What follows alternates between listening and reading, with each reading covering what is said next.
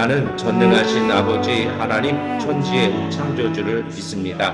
나는 그의 유일하신 아들 우리 주 예수 그리스도를 믿습니다. 그는 성령으로 잉태되어 마리아에게서 나시고 본디오 빌라도에게 고난을 받아 십자가에 못 박혀 죽으시고 장사된 지 사흘 만에 죽은 자 가운데서 다시 살아나셨으며 하늘에 오르시어 전능하신 아버지 하나님 우편에 앉아 계시다가 거기로부터 살아있는 자와 죽은 자를 심판하러 오십니다. 나는 성령을 믿으며 거룩한 공교회와 성도의 교제와 죄를 용서받는 것과 몸의 부활과 영생을 믿습니다. 아멘. 찬송가 314장 찬송 드리겠습니다. 내 보좌의 손을 보호사라 엎드려 믿는 말 돌아서서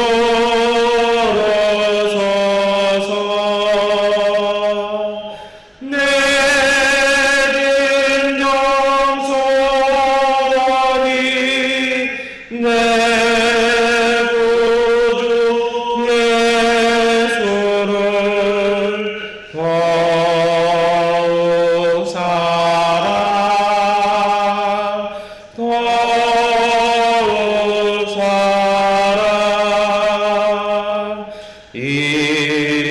이전에 세상과 기뻐져도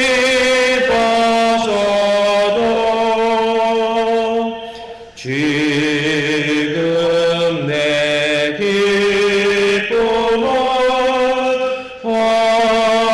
오직 예수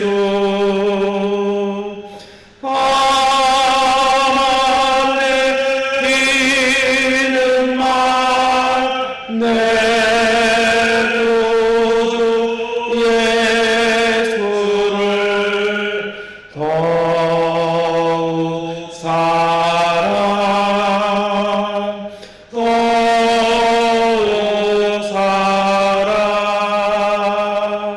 이 세상 떠날 때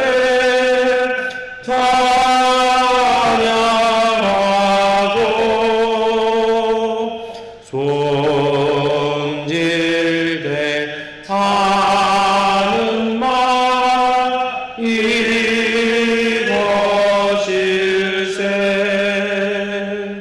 다만 내키는 말 내 구주 예수를 더욱 사랑 더욱 사랑 아멘.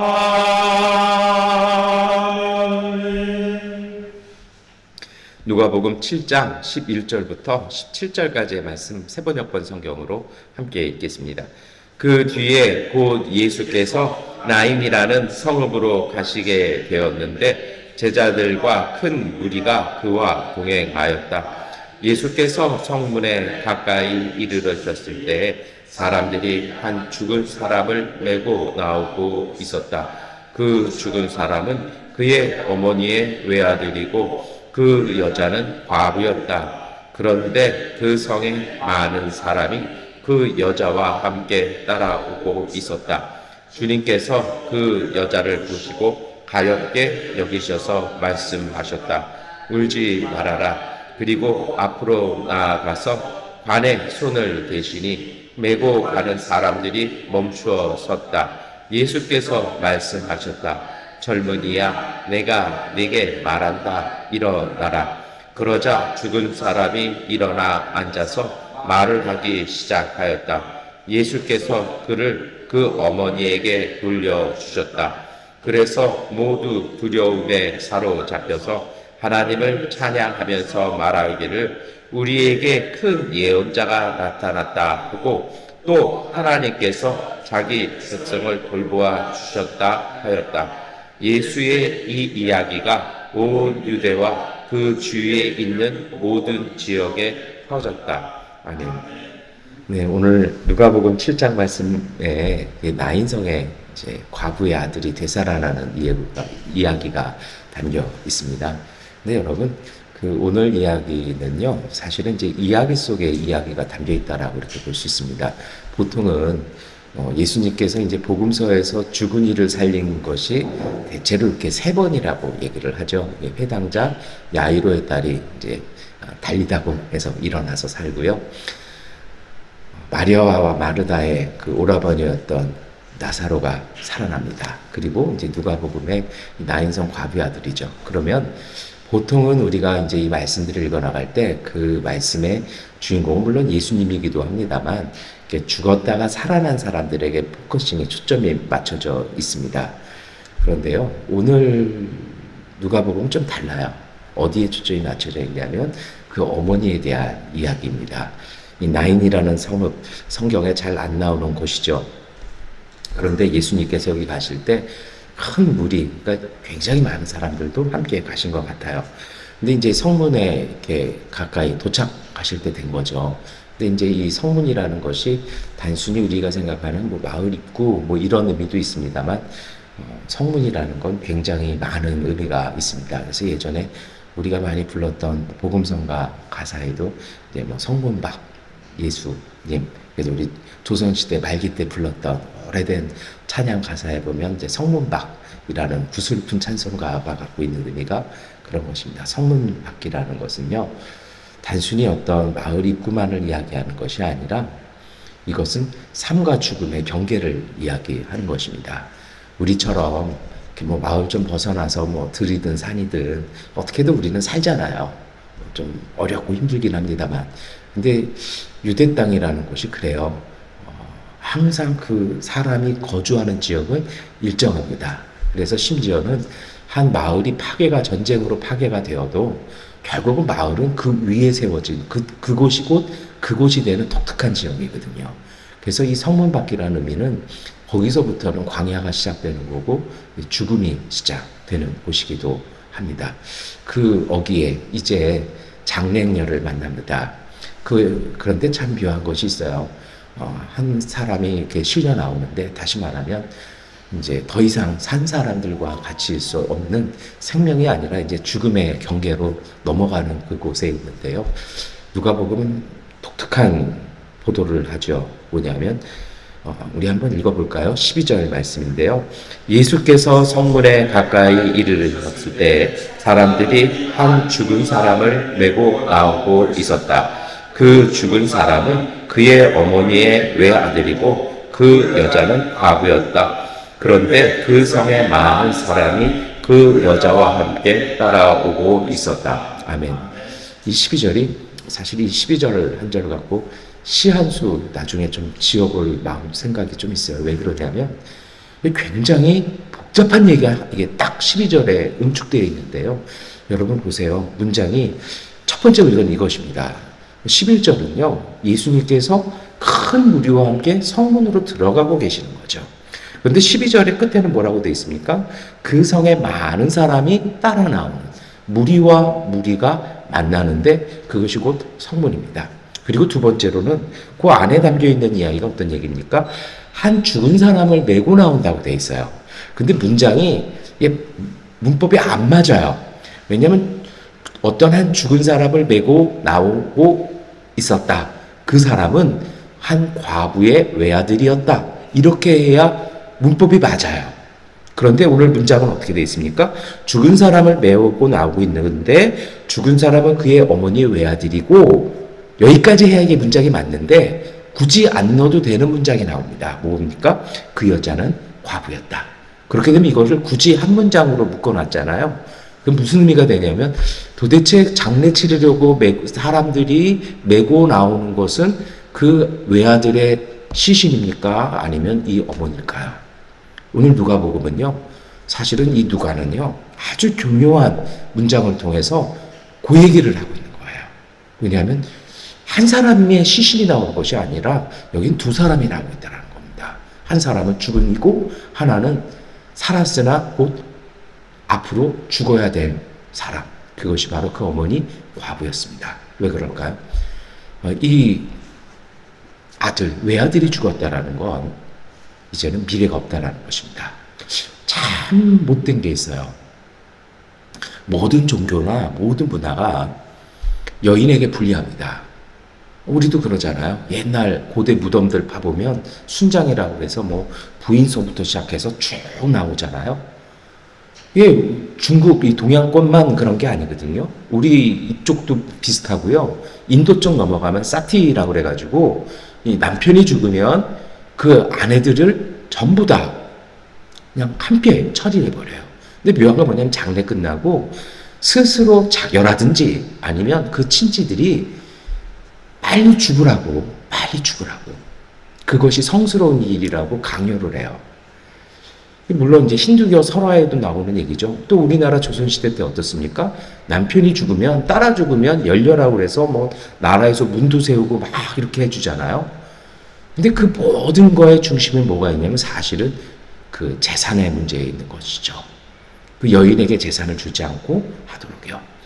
그래서 예수님께서도 유대교 내에서도 바리새인들이 과부들의 가산을 삼킨다라고 막 신랄하게 얘기했던 것이 있습니다. 이미 남편 죽었는데, 그리고 이제 마지막 보호자이자 미래였던 외아들이 죽었으니 이 과부는 살았으나 죽은 사람입니다. 그러니 오늘 성경의 시각에서는, 하나님 나라의 시각에서는 여기에는요, 한 사람의 시신과 함께 한 사람의 살아있는 시신이 같이 나오고 있기에 오늘 누가는 이 문장을 통해서 그렇게 보도하고 있는 것입니다. 그리고 묘한 것이 있죠. 많은 무리와 많은 무리요. 한쪽은 장례 치르는, 살았으나 아들 죽었으므로 이제 당신도 빨리 죽으라는 죽음을 떠미는 무리와 예수님과 함께 문으로 들어가는 생명의 무리가 부딪히고 있는 것입니다. 그리고 이것은요, 사실 이것이 영적 전쟁이기도 하죠. 오늘 이제 13절에 누가 복음이 증언하는 말씀이 나옵니다. 13절 말씀 함께 읽겠습니다. 주님께서 그 여자를 보시고 가엾게 여기셔서 말씀하셨다. 울지 말아라. 아멘.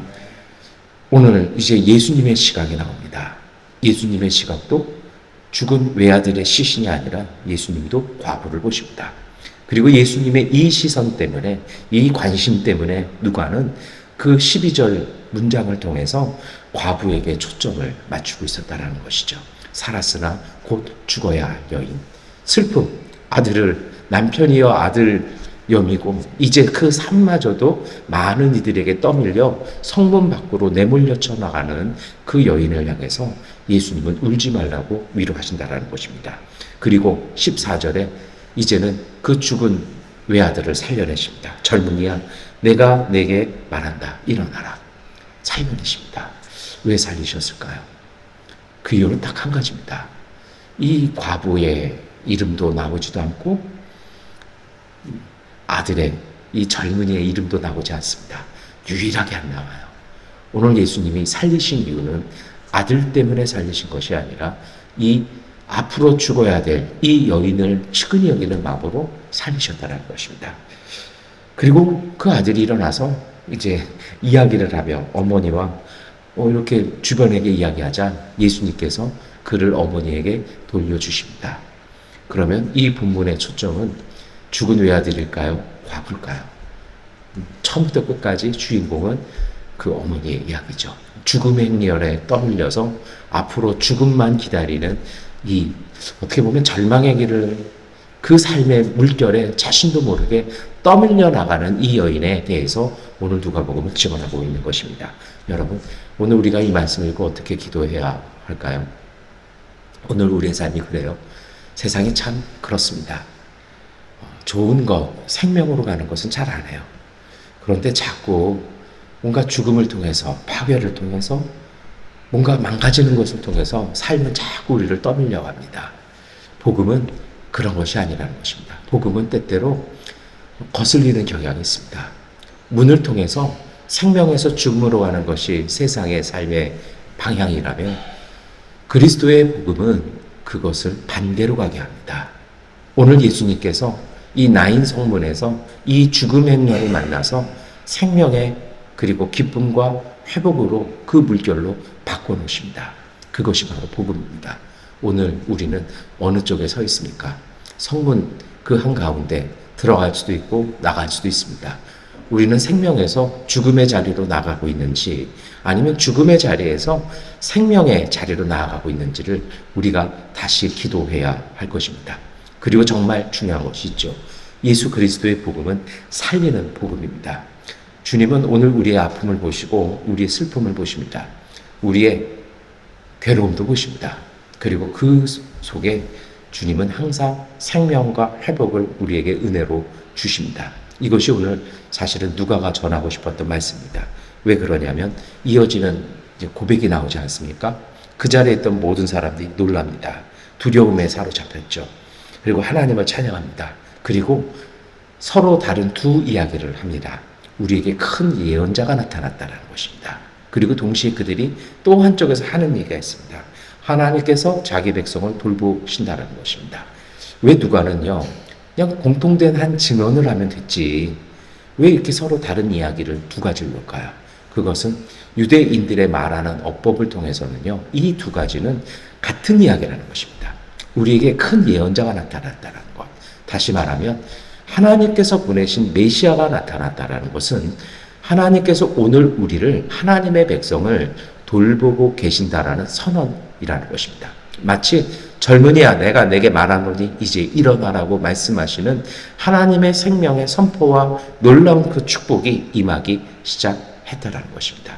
이제 우리가 이것을 가지고 기도했으면 좋겠습니다. 여러분, 오늘 우리의 삶에도 좋고 환영받고 기뻐하는 일만은 기다리고 있을 것은 아닐 것입니다. 때로는 화도 나고 때로는 어려운 것도 있을 것입니다. 그런 자리마다요, 여러분 우리가 이 말씀 마음에 품고 기도했으면 좋겠습니다. 오늘 우리가요 그러한 것을 마주칠 때마다 때로는 우리 주변에 그러한 아픔을 맞이할 때마다 그것에 손 얹고 예수의 이름으로 이곳이 예수의 이름으로 되살아나기를 원한다라고요. 하나님께서 돌보심을 통해서 이 어두움이 하나님이 주시는 생명의 밝은 빛으로 기쁨의 빛으로 바꿔달라는 그 믿음으로 예수의 이름으로 기도하고 승리하시기를 축원합니다. 하나님의 아들 예수 그리스도께서 오늘 우리와 함께 하십니다. 그 아들 예수께서 우리에게 큰 권능을 허락하여 주셨습니다. 이제 그 믿음 가지고 사셔야 할 것입니다. 그래서 사도 바울은 고린도후서 4장 7절과 10절에 이렇게 고백을 합니다. 우리는 이 보물을 질그릇에 간직하고 있습니다. 이 엄청난 능력은 하나님에게서 나는 것이지 우리에게서 나는 것은 아닙니다. 우리는 사방으로 죄어들어도 움츠러들이지 않으며 답답한 일을 당해도 낙심하지 않으며 박해를 당해도 버림받지 않으며 거꾸로 엎드림을 당해도 망하지 않습니다. 우리는 언제나 예수의 죽임당하심을 우리의 몸에 짊어지고 다닙니다. 그것은 예수의 생명도 또한 우리 몸에 나타나게 하기 위함입니다. 여러분, 오늘 우리 안에 예수님의 사랑이 우리 안에 있습니다. 그 사랑의 능력으로 어떤 일, 어떤 상황에서든 예수의 이름으로 고백하고 선언하십시오. 우리의 입을 통해서요, 나오는 것은 하나여야 합니다. 우리가 맞닥뜨리는 환경과 상황들은 가지 같은 일들, 정말 별별 일이 다 있다 할지라도 우리의 입에서 나오는 것은요, 예수의 이름으로 명하노니 이제는 이것이 바뀌어서 하나님의 축복으로 하나님의 생명으로 이 어둠이 빛으로 바뀌라는 이 고백이 나와야 합니다. 그렇게 할 수 있는 것은 우리에게 있는 능력이 아니라 우리 안에 담겨져 있는 예수 그리스도의 사랑이 오늘 우리의 그 믿음, 우리의 고백을 통해서 증언되어질 때 그리스도의 약속이, 그 은총이, 그 복음이 우리 가운데 역사하실 것입니다. 저도 코로나 2번 걸렸습니다. 저는 한 번도 걸리면 안 되는 사람이죠. 근데 제가 지난주가 한 열흘 정도 이렇게 있으면서 주일에도 좀 말씀을 드렸습니다만 다시 한번 깨닫는 것이 있습니다. 몇 년 전에 수술할 때 전 죽음이라는 거 옆에 가까이 가봤어요. 이러면 조금 있으면 죽는다는 걸 느껴봤던 것 같아요. 근데 요번에 또다시 코로나 하면서 언뜻 생각하는 건 또다시 죽을 수도 있겠구나라는 겁니다. 그런데요, 기도하는데 하나님 주셨던 것이 있어요. 그렇게 안 죽는다는 것입니다. 여러분, 우리가요, 하나님의 부르심이 우리 가운데 있으면 결코 우리는 넘어지지 않습니다. 그 부르심, 하나님 주신 사명, 그 삶을 붙잡고 사는 사람에게 죽음은 그렇게 쉽게 올 거 아닙니다. 그러니 실망할 필요도, 마음에 상할 이유도, 서운할 이유도, 감정 상할 이유도 없습니다. 그것에 마음 쓰는 것이 아니라 정말 우리가 마음 쏟아야 할 것은요, 우리 안에 담겨있는, 이 질그릇 같은 우리 안에 담겨있는 예수의 생명을 고백함으로 승리하는, 그리고 이웃 살리고 모든 이들 가운데 하나님 나라 세워가는 복음의 능력 있는 삶 되시기를 축원합니다. 기도하겠습니다. 전능하신 아버지 하나님, 오늘 우리가 주 앞에 고백하고 기도하며 간구하오니 우리에게 믿음을 더하여 주시옵소서. 항상 우리는 경계를 살아가는 것 같습니다. 때로는 실망도 하고 때로는 기뻐도 합니다. 매일같이 오락가락합니다. 그러나 하나님, 그 경계를 만날 때마다 우리의 방향이 항상 생명과 하나님 나라의 평화를 향하게 하여 주시옵소서. 어떤 일 만나도 예수의 이름으로 고백하며 구하며 간구하며 찾고 두들길 때에 모든 것 변하여 생명과 평화와 회복이 일어나는 하나님의 능력에 힘입어 사는 하나님 나라의 사람들, 하나님의 자녀들 되게 하여 주시옵소서. 이 권능, 이 권세 우리 가운데 주셨사오니 이제 하나님 그리스도의 군사 되어서 우리가 믿음으로 승리하며 사는 복된 이날 되게 하여 주옵소서. 예수 그리스도의 이름으로 기도드립니다. 아멘. 하나님께 기도하겠습니다.